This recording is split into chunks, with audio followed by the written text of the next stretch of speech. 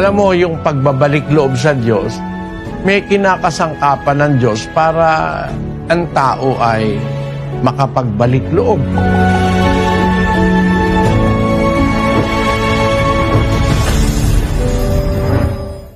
Basahin natin ang 5:19 ng Santiago.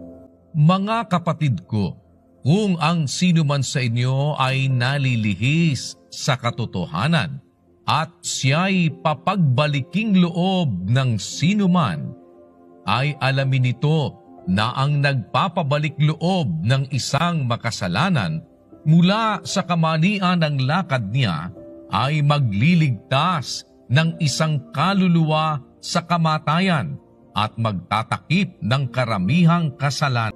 Yung salitang naliligaw sa katotohanan ng sinuman, papagbaliking loob siya ng sinuman.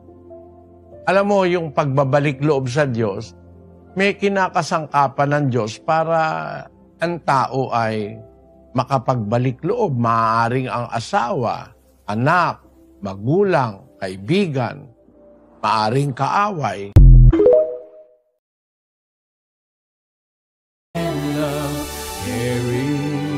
For the glory of our God, we are